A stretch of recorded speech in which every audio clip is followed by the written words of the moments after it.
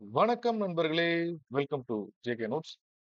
இந்த வீடியோவில் combined technical services examination non interview post 2025ல அசிஸ்டன்ட் இன்ஜினியர் எலக்ட்ரிக்கல் போஸ்ட்டுக்கு எப்படி ப்ரிப்பேர் பண்ணலாம் அப்படின்றத பார்க்க போகிறோம். இந்த வீடியோ முக்கியமாக ட்ரிபிள் அண்ட் இஎன்டி ஆஸ்பிரண்ட்ஸுக்கு ரொம்ப ரொம்ப யூஸ்ஃபுல்லாக இருக்கும். ஏன்னா அசிஸ்டன்ட் இன்ஜினியர் எலக்ட்ரிக்கல் போஸ்ட்டுக்கு இப்போ இருக்கக்கூடிய அந்த 2025 நோட்டிஃபிகேஷனில் இருக்கக்கூடிய வேகன்சிஸ்க்கு ட்ரிபிள் ஆஸ்பிரண்ட்ஸ் எலிஜிபிள். அதே மாதிரி இஎன்டையும் பி எலக்ட்ரிக்கலுக்கு ஈக்குவலண்டா இருக்கு. அதனால இஎன்டை ஆஸ்பிரண்ட்ஸும் எலிஜிபிளா இருப்பாங்க. இந்த வீடியோல நம்ம கவர் பண்ணக்கூடிய எல்லா ப்ரிப்பரேஷன் மெத்தடாலஜி எல்லாமே ட்ரிபிள் அண்ட் இஎன்டை ஆஸ்பிரண்ட்ஸுக்கு ரொம்ப ரொம்ப யூஸ்ஃபுல்லா இருக்கும். ஸோ இந்த ஷார்ட் பீரியட் ஆஃப் டைம்ல எப்படி சிலபஸை கவர் பண்றது, எந்த மாதிரியான ப்ரிப்பரேஷன் பண்ணா இந்த எக்ஸாம் கிளியர் பண்ண முடியும், நிறைய வேகன்சி இருக்கு. ஸோ அதனால எப்படி நம்ம இந்த எக்ஸாம் கிளியர் பண்ணலாம் அப்படின்ற மாதிரி நீங்க யோசிச்சுட்டு இருந்தீங்கன்னா கண்டிப்பா இந்த வீடியோ உங்களுக்கு ரொம்ப ரொம்ப யூஸ்ஃபுல்லா இருக்கும். ஃபர்ஸ்ட் என்னென்ன போஸ்ட் எலிஜிபிள் அப்படின்றத பார்த்துருவோம். அப்படின்னா என்னென்ன போஸ்ட்லாம் எலிஜிபிள் பார்த்தீங்கன்னா, assistant engineer electrical, Tamil Nadu power distribution corporation limited. இதுல போஸ்ட் கோடு 3266. இதுல நம்பர் ஆஃப் வேகன்சி 391 இருக்கு. அதே மாதிரி ஜூனியர் எலக்ட்ரிக்கல் இன்ஸ்பெக்டர், இந்த போஸ்ட் பார்த்தீங்கன்னா 2 போஸ்ட் இருக்கு. Assistant engineer electrical Tamil Nadu housing board, இதுல ஒரு போஸ்ட் இருக்கு. Assistant engineer electrical Tamil Nadu magnesite limited, இதுல ஒரு போஸ்ட் இருக்கு. அசிஸ்டன்ட் இன்ஜினியர் எலக்ட்ரிக்கல் இதுல முக்கியமா அதிகப்படியான போஸ்ட் இருக்கிறது தமிழ்நாடு பவர் டிஸ்ட்ரிபியூஷன் கார்பரேஷன் லிமிடெட்ல இருக்கக்கூடிய இந்த 391 போஸ்ட். இந்த போஸ்ட்டுக்கு என்ன மாதிரியான ப்ரிப்பரேஷன் பண்ணலாம்? ஏன்னா சிலபஸ் வந்து இந்த எல்லா போஸ்ட்டுக்குமே சிலபஸ் வந்து சேம் தான். ஸோ எக்ஸாம் பேட்டர்ன் அப்படி என்னன்றதை பார்த்துருவோம். எக்ஸாம் பேட்டர்னை பொறுத்த வரைக்கும் அடுத்தது எக்ஸாம் பேட்டர்ன் என்ன அப்படின்றத பார்ப்போம். எந்த ஒரு எக்ஸாமுக்குமே நம்ம எக்ஸாம் பேட்டர்ன் என்னன்றதை தெளிவாக தெரிஞ்சுக்கிட்டோம் அப்படின்னு எக்ஸாம் கிளியர் பண்றது ரொம்ப ரொம்ப ஈஸியா இருக்கும். இந்த எக்ஸாம் பொறுத்த வரைக்கும் 2 பேப்பர் இருக்கு. Paper 1 and paper 2. பேப்பர் 1 பார்த்தீங்கன்னா ஓஎம்ஆர் பேஸ்ட் வரும். அதுக்கப்புறம் பேப்பர் 2 டெக்னிக்கல் பேப்பர் சப்ஜெக்ட் பேப்பர்ன்றது கம்ப்யூட்டர் பேஸ்ட் டெஸ்டா இருக்கும். சரிங்களா? பேப்பர் 1 பொறுத்த வரைக்கும் மொத்தம் 200 கொஸ்டின்ஸ் இருக்கும். 200 கொஸ்டின்ஸ் இருக்கும். 3 மணி நேரம் டியூரேஷன். பேப்பர் 2லையும் பார்த்தீங்கன்னா 200 கொஸ்டின்ஸ் இருக்கும். அதுவுமே வந்து பார்த்தீங்கன்னா 3 மணி நேரம் இருக்கும். சரிங்களா? இந்த பேப்பர் 1 பொறுத்த வரைக்கும் 3 செக்ஷனா பிரிச்சிருக்காங்க பாருங்க. Part A, part B and part சின்னு பிரிச்சிருக்காங்க. பார்ட் ஏல பொறுத்த வரைக்கும் பார்த்தீங்கன்னா தமிழ் எலிஜிபிலிட்டி டெஸ்ட், அதாவது தமிழ் தகுதி தேர்வுன்றது. இதுல இருக்கக்கூடிய மார்க் நம்மளோட மெரிட் லிஸ்ட்ல வந்து ஆட் ஆகாது. ஆனா இதுல இருக்கக்கூடிய 100 கொஸ்டின்ல நம்ம 60 மார்க் எடுக்கணும். ஒரு கொஸ்டினுக்கும் 1.5 மார்க்ஸ் வரும். ஸோ 100 கொஸ்டின் போது மேக்ஸிமம் மார்க்ன்றது 150 வரும். அதுல நம்ம 60 கொஸ்டின் எடுக்கணும். அதுல நம்ம 60 மார்க்ஸ் எடுக்கணும். 60 மார்க்ஸ்ன்றது மினிமம் குவாலிஃபிகேஷன் மார்க்.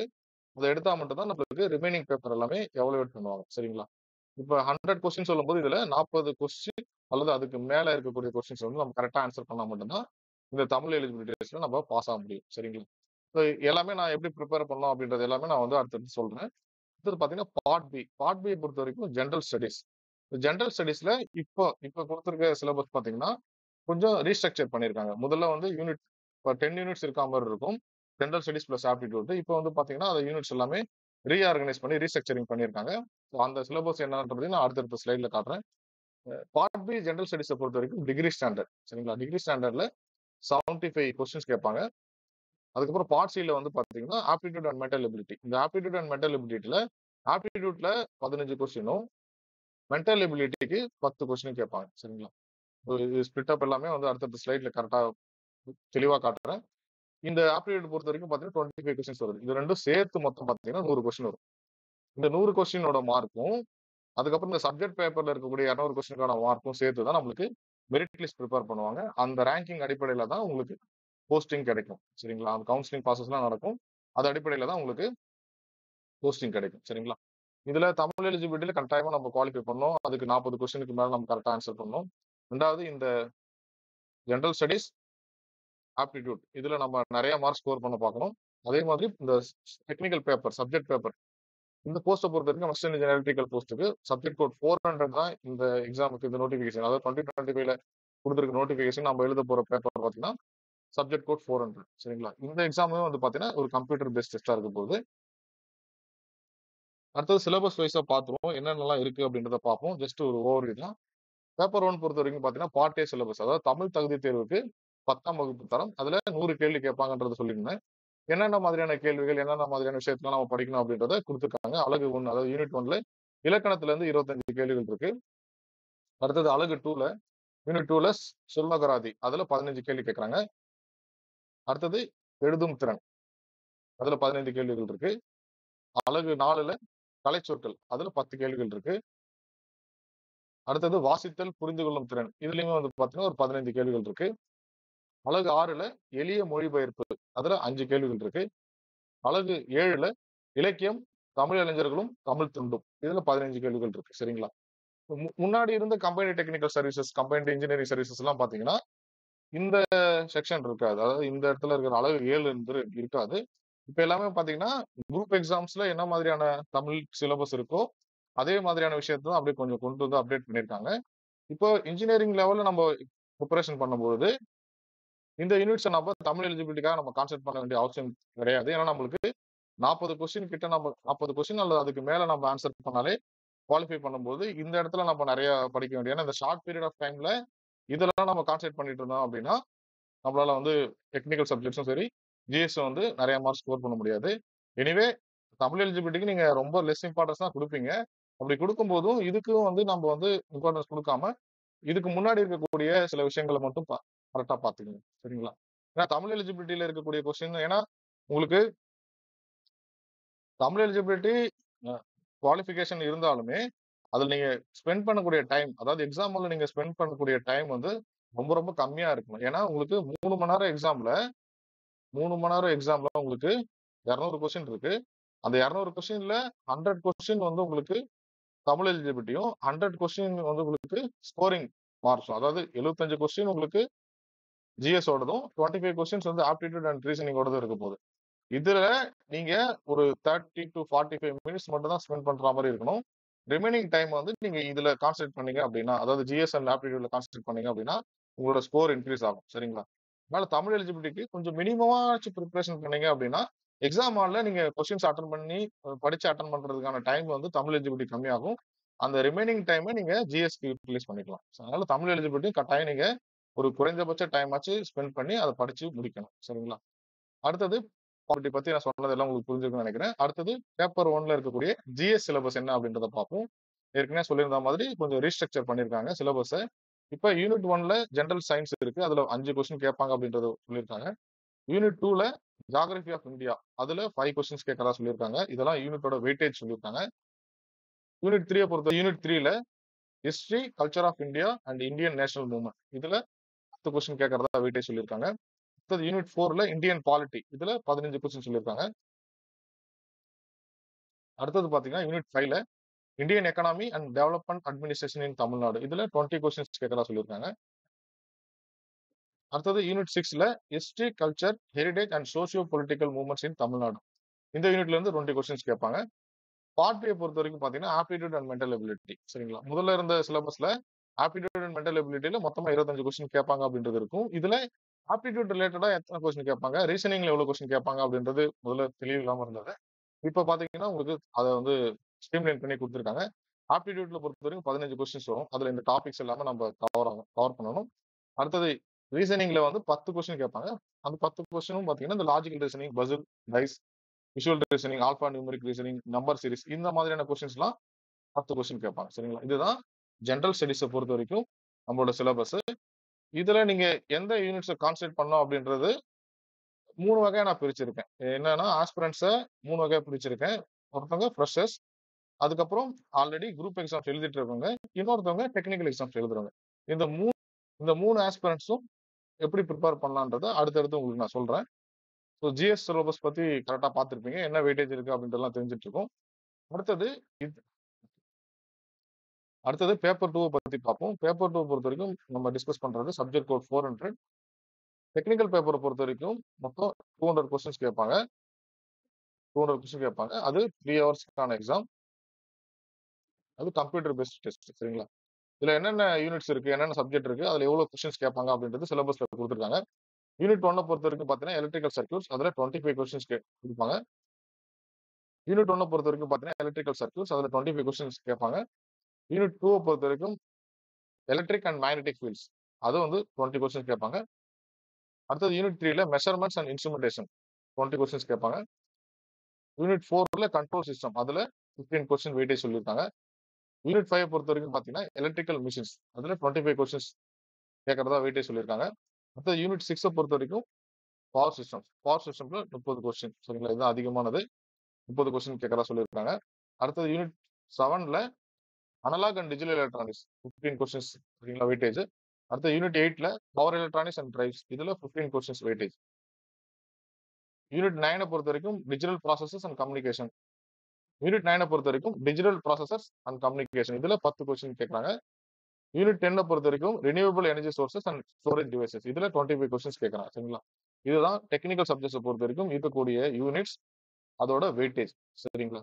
இப்போ இதுல ட்ரிபிள் ஆஸ்பிரன்ட்ஸ் அண்ட் இஎன்டி ஆஸ்பிரன்ட்ஸ் 2 பேரும் எலிஜிபிளா இருக்கிறதுனால ட்ரிபிள் கோர் சப்ஜெக்ட்ஸ் என்னவோ அதை நீங்க கான்சென்ட்ரேட் பண்ணி படிக்கணும். அதே மாதிரி சப்ஜெக்டோட வெயிட்டேஜ், அதாவது எத்தனை நம்பர் ஆஃப் கொஸ்டின்ஸ் கேட்பாங்களோ அதையுமே நீங்க கன்சிடர் பண்ணி தான் உங்களோட ப்ரிப்பரேஷனை ஸ்டார்ட் பண்ணணும். இஎன்டி பொறுத்த வரைக்கும் அவங்களுக்கான இஎன்டி பொறுத்த வரைக்கும் பாத்தீங்கன்னா, இந்த measurements and instrumentation, control system, அதுக்கப்புறம் electrical circuits, analog and digital electronics, இந்த மாதிரியான சப்ஜெக்ட்ஸ்க்கு நீங்க வெயிட்டேஜ் கொடுத்து படிக்கலாம். டெக்னிக்கல் சப்ஜெக்ட்டை பொறுத்த வரைக்கும் அதிகப்படியான கொஸ்டின்ஸ் கேட்கக்கூடிய யூனிட்ஸ் எல்லாம் பாத்தீங்கன்னா, அந்த யூனிட் 1ல எலக்ட்ரிக்கல் சர்க்யூட்ஸ் அது 25 கொஸ்டின்ஸ். அதுக்கப்புறம் பாத்தீங்கன்னா யூனிட் 5ல எலக்ட்ரிக்கல் மிஷின்ஸ் அதுல 25 கொஸ்டின். யூனிட் 6 பவர் சிஸ்டம் அதுவுமே வந்து இம்பார்ட்டன்ட் 30 கொஸ்டின்ஸ் கேட்கறாங்க. அடுத்தது renewable energy sources and storage இதுல 25 கொஸ்டின்ஸ் கேட்கறாங்க சரிங்களா? இது மாதிரி நம்பர் ஆஃப் கொஸ்டின்ஸ் எவ்வளவு கேட்கறாங்க அப்படின்றத வச்சு நீங்க ப்ரிப்பரேஷன் பண்ணலாம். அல்லது டைம் பீரியட் கம்மியா இருக்கிறதுனால, உங்களோட ப்ரிப்பரேஷன் டைம் கம்மியா இருக்கிறதுனால, உங்களுக்கு எந்த சாப்டர்ஸ், எந்த சப்ஜெக்ட்ஸ்லாம் ஆல்ரெடி தெரியுமோ அதை நீங்க ப்ரிப்பரேஷன் பண்ணாலே போதும். இது இல்லாம முடிச்சுட்டு ரிமைனிங் சப்ஜெக்ட்ஸ்ல இம்பார்ட்டன்டான டாபிக்ஸ் அல்லது ப்ரீவியஸ் இயர் கொஸ்டின்ஸ் இந்த மாதிரி சால்வ் பண்ணீங்க அப்படின்னா இந்த எக்ஸாம்ல உங்களால நல்லா ஸ்கோர் பண்ண முடியும். அது நல்லா ஸ்கோர் பண்ணும்பொழுது உங்களுக்கான போஸ்டிங்கும் கன்ஃபார்மா கிடைக்கும் சரிங்களா? அடுத்தது நம்ம இந்த எக்ஸாம் கிளியர் பண்றதுக்கு என்ன டார்கெட் செட் பண்ணணும் அப்படின்றத பார்ப்போம். டார்கெட்ன்றத 200 சொல்லியிருக்கேன். இந்த 200 நம்பர் ஆஃப் கொஸ்டின்ஸ் 200 கொஸ்டின்ஸ் நம்ம அட்டன் பண்ணோம் அப்படின்னா, கரெக்டா அட்டன் பண்ணோம் அப்படின்னா டைமா இந்த போஸ்டிங் கிடைச்சிடும். இது நான் செட் பண்றது என்னன்னா, எல்லா கம்யூனிட்டி டர்னுக்கும் ஒரு பொதுவான ஒரு டார்கெட்டா நான் செட் பண்றேன் சரிங்களா? இதுல இருந்து ஒரு சில கொஸ்டின்ஸ் நீங்க கம்மியா போட்டா கூட நம்பர் ஆஃப் வேகன்சிஸ் அதிகமா இருக்கிறதுனால கட்டாயமா வந்து போஸ்டிங் கிடைச்சிரும். இது நான் கட் ஆஃப் மார்க்ன்றது நான் சொல்லல. இது கட் ஆஃப் மார்க்ன்ற மாதிரி நான் சொல்லல. இது வந்து ஒரு டார்கெட் சரிங்களா? மேக்ஸிமம் பீப்பிள் இந்த 200க்கு மேல எடுக்கிறவங்க வந்து பாத்தீங்கன்னா ரொம்ப ரொம்ப கம்மியா இருப்பாங்க. ஸோ இந்த 200 ரீச் பண்ணிட்டீங்க அப்படின்னா கண்டிப்பா உங்களுக்கு போஸ்ட் நல்ல ரேங்க்லயே நீங்க உங்களால போஸ்டிங் அடிக்க முடியும். இந்த டார்கெட்டை செட் பண்ணிட்டு அதை நோக்கி நீங்க நகரும் பொழுது அதுல இருந்து கொஞ்சம் ஸ்லிப் ஆனாலும் உங்களோட கம்யூனிட்டி டர்ன்ல உங்களுக்கு போஸ்டிங் கிடைக்கிறதுக்கான வாய்ப்புகள் இருக்கும். அதனால இந்த 200 கொஸ்டின்ன்றத சைக்காலஜிக்கலா நீங்க உங்க மைண்ட்ல செட் பண்ணிக்கோங்க. நம்ம 200 கொஸ்டின்ஸ் நல்லா கரெக்டா அட்டன் பண்ணணும்.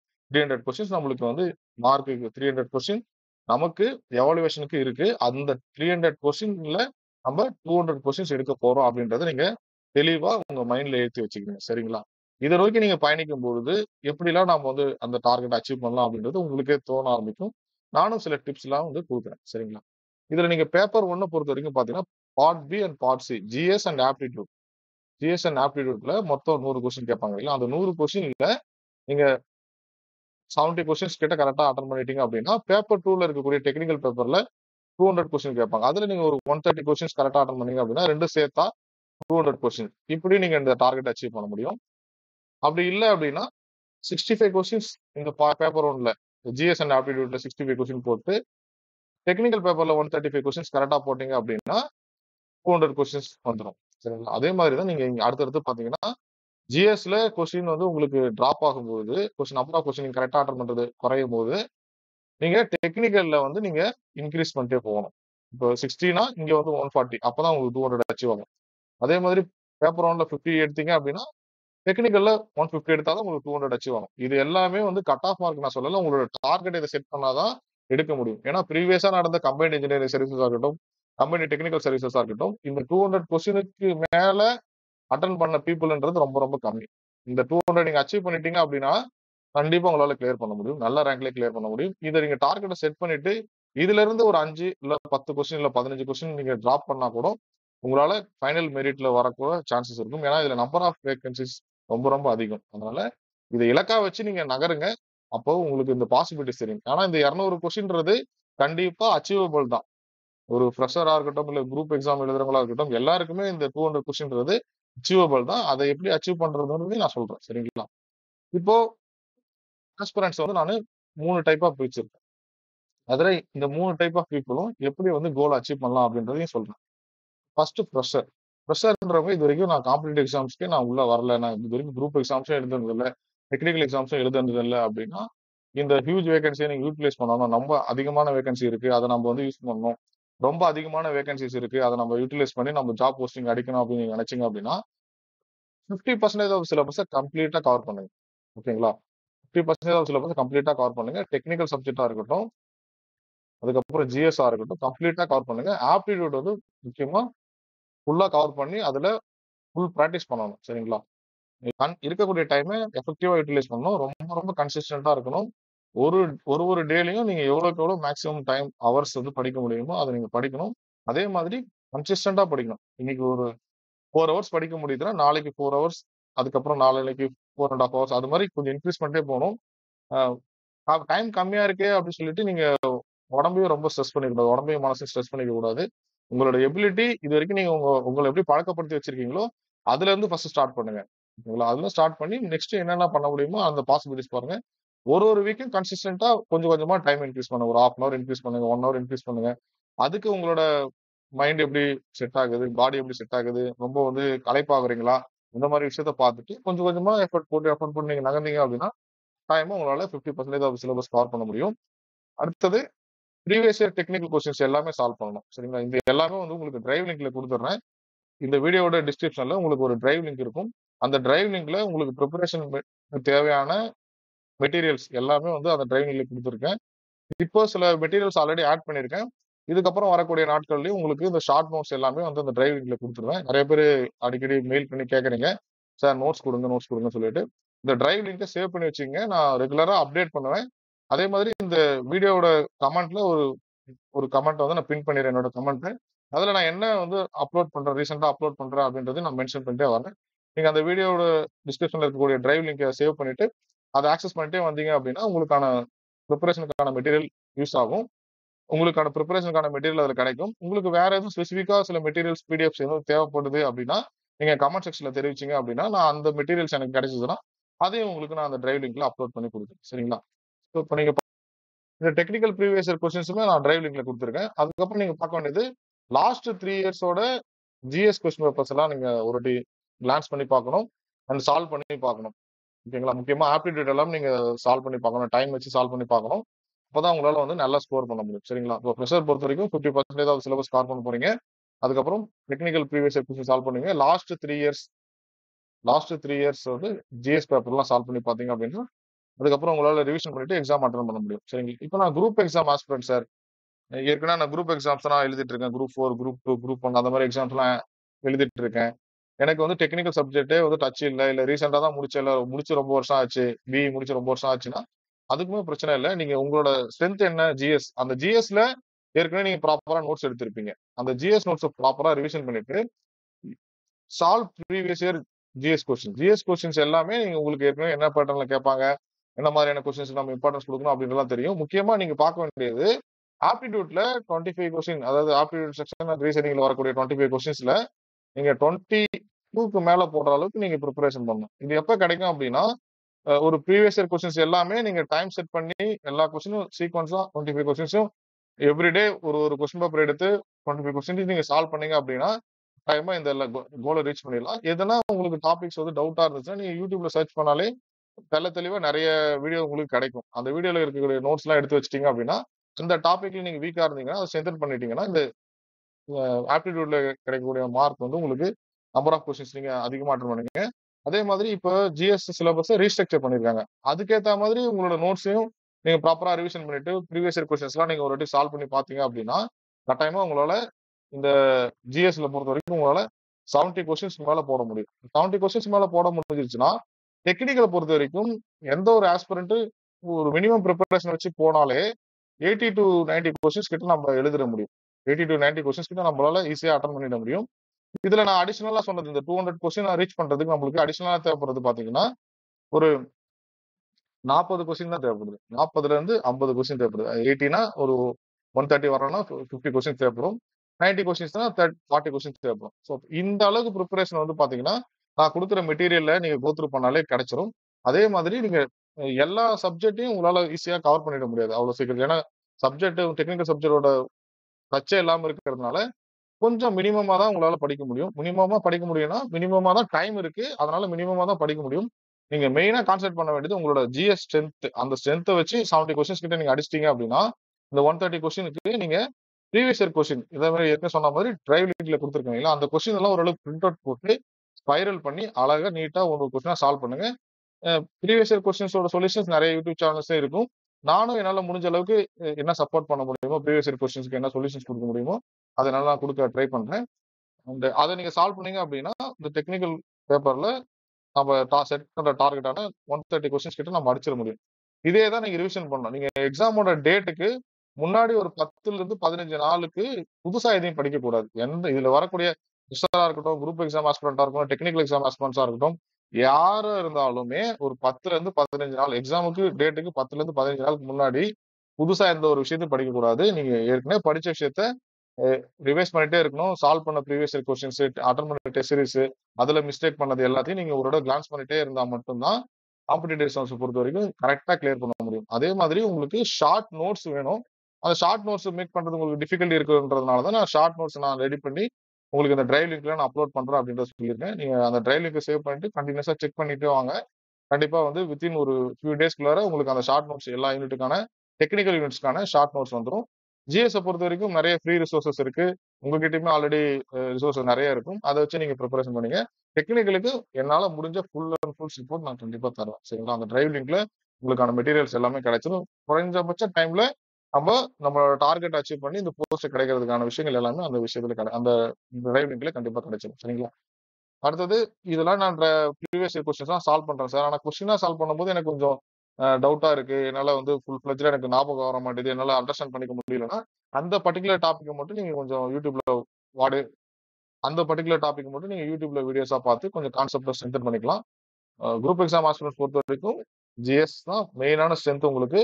அது கூட டெக்னிக்கல் ப்ரீவியஸ் இயர் கொஸ்டின்ஸ் நீங்க சால்வ் பண்ணீங்கன்னா கட்டாயமா உங்களாலையும் இந்த 200 கொஸ்டின்றது நம்மளோட டார்கெட்டை அச்சீவ் பண்ண முடியும். சரிங்களா? அடுத்தது technical exam aspirants. Technical exam ஆஸ்பிரண்ட்ன்றது ஆல்ரெடி சிடிஎஸ்சில ஒரு சில கொஞ்சம் மார்க்ஸ்ல மிஸ் பண்ணவங்களும் வேற டெக்னிக்கல் எக்ஸாம்ஸ் ஆன கேட் எக்ஸாமோ இல்ல சிட் ஐஏஎஸ் எக்ஸாமோ இந்த மாதிரியான எக்ஸாம்ஸ் ப்ரிப்பரேஷன் பண்ணிக்கூடிய ஆஸ்பிரண்ட்டை தான் நான் மீட் பண்றேன். இதுலயுமே வந்து பாத்தீங்கன்னா உங்களுக்கு மெயினா நம்மளோட ஸ்ட்ரென்த் என்ன? டெக்னிக்கல். டெக்னிக்கலா நம்ம ஒரு 145 கொஸ்டின்ஸ்க்கு மேல நம்ம சால்வ் பண்ணிட்டோம் அப்படின்னா ஜிஎஸ்ல நம்ம கொஞ்சம் மினிமமா ஸ்கோர் எடுத்தா கூட நம்மளால இந்த போஸ்டிங்கை நம்ம அடிக்க முடியும். இப்போ 145 கொஸ்டின் சொல்லும்போது பாத்தீங்கன்னா நம்ம ஜிஎஸ்ல 55 கொஸ்டின்ஸ் எடுத்தாலே போதும். நம்மளோட டார்கெட்டான 200 கொஸ்டின்ஸ் நம்ம அச்சீவ் பண்ண முடியும். டெக்னிக்கல் ஆஸ்பிரண்ட்ஸை பொறுத்த வரைக்கும் உங்களோட டெக்னிக்கல் ஸ்ட்ரென்த் இருக்கு இல்லைங்களா? அந்த டெக்னிக்கல் நோட்ஸை வந்து நல்லா ரிவிஷன் பண்ணுங்க. ப்ரீவியஸ் இயர் கொஸ்டின்ஸை இன்டெப்தா சால்வ் பண்ணுங்க. சால்வ் பண்ணும்போது வந்து பாத்தீங்கன்னா டெக்னிக்கல் ஆஸ்பிரண்ட்ஸை பொறுத்த வரைக்கும் last 5 years GATE question, last 5 year GATE question, அதுக்கப்புறம் இன்ஜினியரிங் சர்வீஸ் கொஸ்டின். சரிங்களா? இதை வந்து சால்வ் பண்ணி பாருங்க. நீங்க ஃபுல் லென்த்தா சால்வ் பண்ணி பாருங்க. ஃபுல் லென்த்தானா ஒரு கொஸ்டின் பேப்பர் பிரிண்ட் அவுட் எடுத்தோ இல்ல பிடிஎஃபா பார்த்தோ question number 1, question number 2, question number 3 அது மாதிரி சால்வ் பண்ணிட்டு வாங்க. ஏன்னா எந்த எக்ஸாம் ப்ரிப்பேர் பண்ற எல்லாருமே பண்ற மிஸ்டேக் என்னன்னா ஒன்னு சப்ஜெக்ட் வைஸா படிக்கிறது, இல்ல டாபிக் வைஸா படிக்கிறது, இல்ல 2 சப்ஜெக்ட் மட்டும் படிக்கிறது. இந்த மாதிரி படிச்சு டெஸ்ட் எழுதும் போது உங்களுக்கான ஃபுல் எஃபிஷியன்சி வராது. நீங்க ஃபுல் லென்த் டெஸ்ட் அட்டன் பண்ணா மட்டும்தான், ஃபுல் லென்த் மார்க் டெஸ்ட் அந்த மாதிரி அட்டன் பண்ணா மட்டும்தான் உங்களோட ப்ராப்பர் ரிவிஷன்ஸ், அதுக்கப்புறம் நீங்க எக்ஸாம் ஹால்ல எப்படி நீங்க மைண்ட் வந்து உங்களுக்கு ஒர்க் ஆகும், எப்படி ரீகலெக்டிங் எபிலிட்டி இருக்கு, அது எல்லாமே அப்பதான் தெரிய வரும். அதனால நான் சஜஸ்ட் பண்றது என்னன்னா டெக்னிக்கல் எக்ஸாம் ஆஸ்பிரண்ட்ஸ்க்கு last 5 years GATE and ESE questions அதை சால்வ் பண்ணுங்க. நம்மளோட சிடிஎஸ்சி சிலபஸ்ல என்ன இருக்கோ அந்த கொஸ்டின்ஸ் மட்டும் அட்டன் பண்ணா போதும். தெரியாத கொஸ்டினுக்கு ஆன்சர் என்ன, கான்செப்ட் என்ன அப்படின்றத கொஞ்சம் தேடி உங்க நோட்ஸ்ல அப்டேட் பண்ணிட்டீங்க அப்படின்னா இந்த 145 கொஸ்டின்ஸ் கண்டிப்பா போட்டுற முடியும். சரிங்களா? அடுத்தது ஜிஎஸ் பொறுத்த வரைக்கும் முக்கியமா நீங்க பார்க்க வேண்டியது டெக்னிக்கல் எக்ஸாம் ஆஸ்பிரண்ட்ஸை பொறுத்த வரைக்கும் ஜிஎஸ் என்னென்ன யூனிட்லாம் நம்ம கான்சென்ட்ரேட் பண்ணலாம் அப்படின்னா அதிகமா கேட்கக்கூடிய கொஸ்டின்ஸ் பாத்தீங்கன்னா இந்தியன் பாலிட்டியில சொல்லியிருக்காங்க. அடுத்தது Indian economy and development administration in Tamil Nadu இதுல 20 கொஸ்டின் சொல்லியிருக்காங்க. அடுத்த யூனிட் 6ல ஒரு 20 கொஸ்டின், ஆப்டிடியூட் 25 கொஸ்டின். இந்த சாப்டர்ஸ் மட்டும் நீங்க கான்சென்ட்ரேட் பண்ணீங்க அப்படின்னா கட்டாயமா உங்களால 55 கொஸ்டின்றது ஈஸியா போட்டுற முடியும். சரிங்களா? இந்த 50 கொஸ்டின்றது ஈஸியா அச்சீவ் பண்ண முடியும். ஆப்டிடியூட் கண்டிப்பா ஃபுல்லா பார்க்கணும். அதே மாதிரி லாஸ்ட் 3 இயர்ஸ்க்கான ஜிஎஸ் கொஸ்டின் பேப்பர்ல இருக்கக்கூடிய எல்லா ஆப்டிடியூட் கொஸ்டின்ஸும் உங்களுக்கு தெரிஞ்சிருக்கும். அப்படி இருந்துச்சுன்னா என்ன பேட்டர்ன்ல கேட்கறாங்க, எவ்வளவு டைம் அதுக்கு ஆகும் அப்படின்றத நம்ம செட் பண்ணிட்டு ரிமைனிங் கொஸ்டின்ஸ் நம்ம தியரி கொஸ்டின்ஸ், ஜிஎஸ் கொஸ்டின்ஸ் எப்படி அட்டன் பண்ணலாம் அப்படின்றது உங்களால டைமா வந்து பண்ண முடியும். சரிங்களா? நம்மளோட டார்கெட் 200 கொஸ்டின்றத சொன்னேன். அந்த டார்கெட்டை எப்படி அச்சீவ் பண்றதுக்கான மெத்தடாலஜியும் சொல்லிட்டேன். வெஸ்டர் எப்படி அட்டன் பண்ணணும், குரூப் எக்ஸாம் ஆஸ்பிரன்ஸ் எப்படி அப்ரோச் பண்ணணும், டெக்னிக்கல் எக்ஸாம் ஆஸ்பிரன்ஸ் எப்படி அப்ரோச் பண்ணணும் அப்படின்ற விஷயத்த சொல்லிட்டேன். அடுத்தது பாத்தீங்கன்னா டே வைஸா எப்படி நம்ம ஷெட்யூல் ப்ரிப்பேர் பண்ணலாம். அதாவது இது வந்து நான் மத்த எக்ஸாம்ஸ் குடுத்தா மாரி டே வைஸா நான் ஷெட்யூல் குடுக்க போறதில்ல. ஏன்னா ஷார்ட் பீரியட் ஆஃப் டைம் இருக்கிறதுனால, நீங்க எந்த இடத்துல ஸ்ட்ராங்கா இருக்கீங்க, எந்த இடத்துல வீக்கா இருக்கீங்க அப்படின்றது உங்களுக்கு இப்ப தெரிஞ்சிருக்கும். நான் சொன்ன மெத்தடாலஜில எந்த கேட்டகரியில நீங்க வரீங்கன்றது உங்களுக்கு தெரியும். ஸோ அதுக்கேத்த மாதிரி உங்களுக்கான ஜிஎஸ்க்கு வெயிட்டேஜ் அதிகமா குடுத்து படிக்கணுமா, இல்ல டெக்னிக்கல் படிக்கணுமா, இல்ல 2மே பேலன்ஸ் பண்ணி எடுத்துட்டு போணுமான்றது உங்களுக்கு தான் தெரியும். ஸோ அத வச்சு நீங்க டே வைஸ் ஸ்டடி பிளான எடுத்துக்கங்க. மினிமமா எவ்வளவு மணி நேரம் நீங்க கண்டிப்பா படிக்கணும் அப்படின்னா 4 டூ 6 ஹவர்ஸ் கண்டிப்பா நீங்க படிக்கணும். ஏன்னா உங்களுக்கு நாட்கள் கம்மியா இருக்கு. அதனால நம்ம டைம் கொஞ்சம் இன்க்ரீஸ் பண்ணா மட்டும் தான் எஃபெக்டிவா படிச்சு, எஃபெக்டிவா ரிவிஷன் பண்ணி நம்மளால எக்ஸாம அட்டெண்ட் பண்ணி அத கிளியர் பண்ணவும் முடியும். சரிங்களா? தமிழ் எலிஜிபிலிட்டி பொறுத்தவரைக்கும் நீங்க ஒரு மினிமமா ஒரு ஃபர்ஸ்ட் ஒரு 10 டேஸ்க்கு நீங்க அந்த வீடியோஸ வந்து பார்த்துட்டீங்க. நான் வீடியோஸ் லிங்க் குடுக்குறேன். அந்த வீடியோஸ பார்த்துட்டீங்க அப்படின்னா, தமிழ் எலிஜிபிலிட்டி கிளியர் ஆயிடும். அதுல நீங்க நோட்ஸ் எடுக்கணும்னு அவசியம் கிடையாது. ஜஸ்ட் ஒரு கிளான்ஸ் பார்த்துட்டு அதுல முக்கியமான குறிப்புகள மட்டும் நீங்க எடுத்து வச்சுக்கலாம். சரிங்களா? ஸோ அதுக்கு வந்து ஒரு 30 மினிட்ஸ் இனிஷியலா ஸ்பெண்ட் பண்ணிட்டீங்க அப்படின்னா, உங்களுக்கு எக்ஸாம் ஹால்ல இந்த தமிழ் எலிஜிபிலிட்டிக்கு நீங்க ஸ்பெண்ட் பண்ணக்கூடிய டைம் கம்மியாயிடும். சரிங்களா? இது ஜெனரல் ஸ்டடீஸ பொறுத்தவரைக்கும் ஒரு 1 1/2 மணி நேரமாச்சும் படிக்கணும். இது 4 மணி நேரம் இருந்துச்சுன்னா, அத எப்படி யூஸ் பண்ணலாம் அப்படின்றத சொல்லியிருக்கேன். டெக்னிக்கல் பேப்பர பொறுத்தவரைக்கும் நீங்க 2 டூ 2 1/2 ஹவர்ஸ் நீங்க படிக்கணும். பிராக்டிஸ் கொஸ்டின பொறுத்தவரைக்கும் கொஸ்டின் எல்லாம் நான் இப்ப ப்ரீவியஸ் இயர் கொஸ்டின்லாம் சொன்னேன் இல்லைங்களா? அது வந்து ஒரு 30 மினிட்ஸ் நீங்க சால்வ் பண்ணி பார்க்கலாம். சரிங்களா? ஸோ இது இப்படி பண்ணும்போது வந்து பார்த்தீங்கன்னா, உங்களுக்கு 4 டூ 6 ஹவர்ஸ் வந்து எஃபெக்டிவா இதுல யூட்டிலைஸ் ஆயிடும். நீங்க இதுக்கப்புறம் நெறைய படிக்கிறீங்க. உங்களுக்கு நெறைய டைம் இருக்கு. 8 ஹவர்ஸ் இருக்கு. 10 ஹவர்ஸ் படிக்க முடியும் அப்படின்னா, பிகினிங் ஆஃப் த பிரிப்பரேஷன்ல பிகினிங் டேஸ்ல வந்து பார்த்தீங்கன்னா, உங்களுக்கான வீக் ஜோன் எது? டெக்னிக்கலா இல்ல ஜிஎஸ்ஸா? அதுக்கு இன்னும் கொஞ்சம் டைம் அதிகமா குடுத்து நீங்க பிரிப்பரேஷன் பண்ணுங்க. சரிங்களா? அடுத்தது என்னென்ன ரிசோர்ஸஸ் ஃபாலோ பண்ணலாம் அப்படின்றது சொல்லிடுறேன். தமிழ் எலிஜிபிலிட்டி பொறுத்தவரைக்கும் ஏஜேசி அகாடமி. இதுல தமிழ் எலிஜிபிலிட்டிக்கான நல்ல தெளிவா குடுத்திருக்காங்க. அத நீங்க ஃபாலோ பண்ணலாம். ஜெனரல் ஸ்டடீஸ பொறுத்தவரைக்கும் ஏஎம்டிஎன் தமிழ்நாடு கவர்மெண்டோட ஏஎம்டிஎன் யூடியூப் சேனல்ல குரூப் 1 பிரிலிம்ஸோட பிளேலிஸ்ட் இருக்கு. அதுல ஆப்டிடியூட்ல இருந்து எல்லா சாப்டர்ஸ்க்கும் இருக்கு. இது ப்ரீவியஸா அப்லோட் பண்ணது. அதனால நம்மளோட யூனிட்டோட பேரு கொஞ்சம் மாறும். யூனிட்டோட பேருனா, யூனிட் நம்பர்ஸ் மாறும். யூனிட் 10 வரைக்கும் இருந்தது முதல்ல. இப்ப நம்மளுக்கு மாத்திருக்காங்க இல்லையா? அதனால நீங்க டாபிக் மட்டும் பாருங்க. இந்தியன் எக்கனாமிக்கு தனியா பிளேலிஸ்ட் இருக்கும். டெவலப்மென்ட் அட்மினிஸ்ட்ரேஷன் தமிழ்நாடு அதுக்கு தனி பிளேலிஸ்ட் இருக்கும். ஆப்டிடியூட்க்கு தனி பிளேலிஸ்ட் இருக்கும்.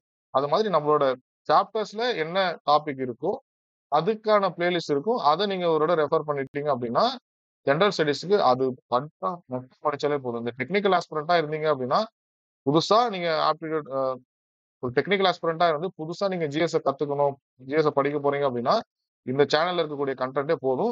அதே அந்த சேனல்ல வீடியோஸ்க்கு டிஸ்கிரிப்ஷன்லயே வந்து பார்த்தீங்கன்னா, உங்களுக்கு அவங்க என்ன பிரசன்ட் பண்றாங்களோ அதோட பிடிஎஃப்பும் இருக்கும். ஸோ நீங்க நோட்ஸ் ரெகுலரா எடுக்கணும்னு அவசியம் கிடையாது. ஏன்னா ஷார்ட் பீரியட் ஆஃப் டைம்ல நோட்ஸ் எடுத்து டைம் வேஸ்ட் ஆயிடுமோ அப்படின்னு நீங்க நினைச்சீங்க அப்படின்னா, அந்த வீடியோஸோட டிஸ்கிரிப்ஷன்ல இருக்கக்கூடிய பிடிஎஃப் கூட ஒரு தடவ டவுன்லோட் பண்ணி வச்சுட்டு, அத கூட நீங்க உங்களோட ரிவிஷன்ஸ்க்கு யூஸ் பண்ணிக்கலாம். சரிங்களா?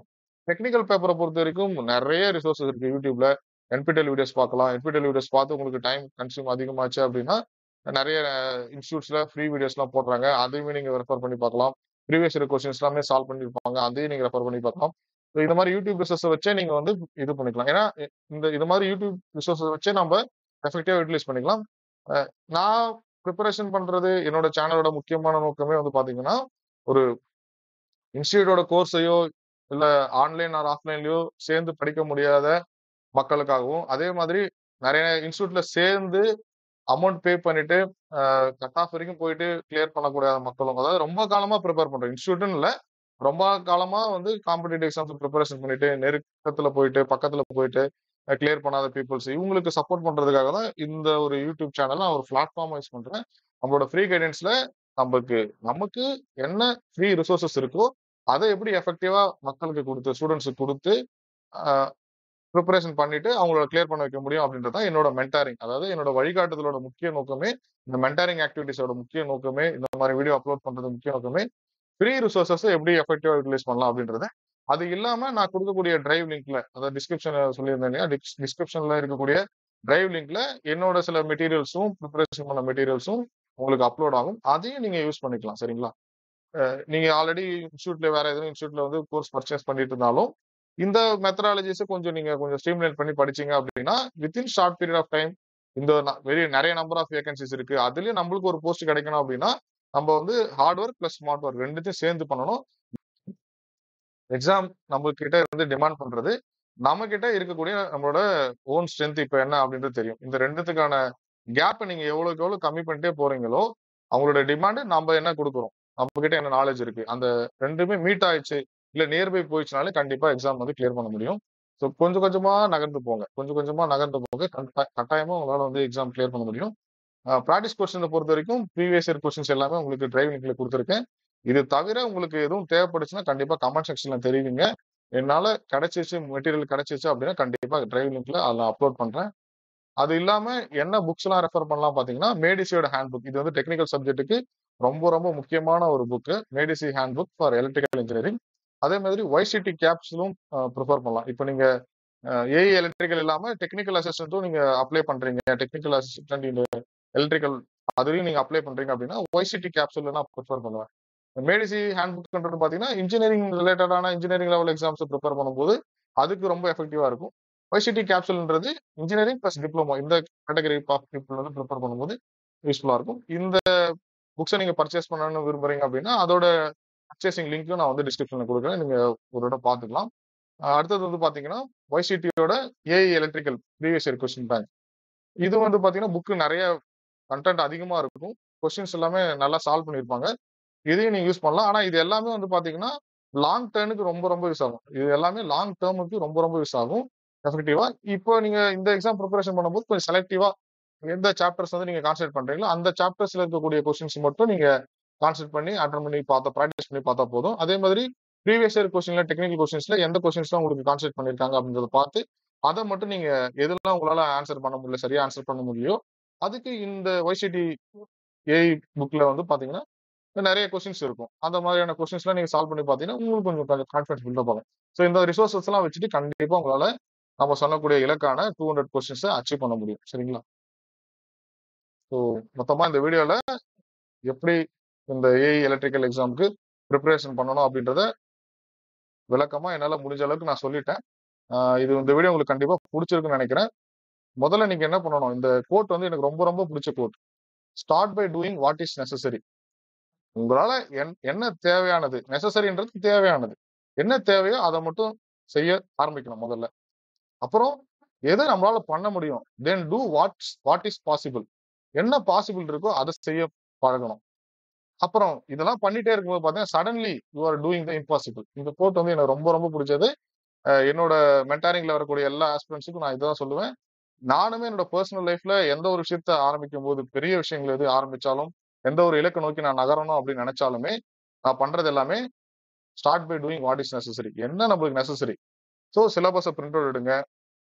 சிலபஸ பிரிண்ட் அவுட் எடுத்து முதல்ல வாசிச்சு பழகுங்க. உங்களோட நோட்ஸ் என்ன இருக்கோ அதெல்லாம் ஒருதடவ ரீட் பண்ணுங்க. ஒருதடவ கோ த்ரூ பண்ணுங்க. இதுதான் வாட் இஸ் நெசசரி. சரிங்களா? ஸ்டார்ட் பை அதுக்கப்புறம் வாட் இஸ் பாசிபிள். பாசிபிள்ன்றது என்ன? நீங்க இதுவரைக்கும் படிக்காதது எது கொஞ்சம் ஈஸியா இருக்கும். டெக்னிக்கல் சப்ஜெக்ட்னா எந்த சாப்டர்ஸ் வந்து நம்மளால ஈஸியா பண்ண முடியும் அப்படின்றது அது படிங்க. இல்ல ஜிஎஸ்ல எது உங்களுக்கு ஈஸியா இருக்குமோ அத படிங்க. இதுதான் வந்து வாட் இஸ் பாசிபிள்ன்றது. நம்ம நெசசரில என்ன படிக்கணும்ன்றத நம்ம ரெஸ்ட்ரிக்ட் பண்ணிட்டோம். இது மட்டும் தான் நம்மளுக்கு தேவை அப்படின்றத நம்ம நெசசரில ரெஸ்ட்ரிக்ட் பண்ணிட்டோம். அத நோக்கி தான் நம்ம பண்றோம். அதுலயுமே எது நம்மளுக்கு பாசிபிளா முடியும் அப்படின்றதையும் பார்த்து அத நம்ம பண்ணிட்டே இருந்தோம் அப்படின்னா, கட்டாயமா ஒரு நாள் அந்த ரிசல்ட் வர அன்னைக்கு, அந்த எக்ஸாம் நீங்க அட்டெண்ட் பண்ற அன்னைக்கு, you will do the impossible. ஓகேங்களா? ஸோ அந்த ஒரு அ நல்ல நோக்கத்தோட நம்மளோட பிரிப்பரேஷன ஸ்டார்ட் பண்ணுவோம். இது தவிர உங்களுக்கு எதுவும் சந்தேகங்கள் இருந்துச்சுன்னா, கட்டாயமா உங்க கமெண்ட் செக்ஷன்ல தெரிவிங்க. நான் அதுக்கு ரிப்ளை பண்ணி உங்களுக்கான டவுட்ஸ கிளாரிஃபை பண்றேன். இந்த ஒரு பாசிட்டிவ் மைண்ட் செட்டோட நம்மளோட பிரிப்பரேஷன ஸ்டார்ட் பண்ணுவோம். இந்த வீடியோல எக்ஸ்பிளைன் பண்ண மெத்தடாலஜிஸ் எல்லாமே உங்களுக்கு புரிஞ்சிருக்கும்னு நெனைக்கிறேன். இந்த வீடியோ உங்களுக்கு பிடிச்சிருந்ததுன்னா லைக் பண்ணுங்க. உங்க ஃப்ரெண்ட்ஸ்ங்களுக்கு ஷேர் பண்ணுங்க. இதுவரைக்கும் நம்ம சேனல சப்ஸ்கிரைப் பண்ணலாம், சப்ஸ்கிரைப் பண்ணுங்க. உங்க எக்ஸாம் பிரிப்பரேஷனுக்கு வாழ்த்துக்கள்.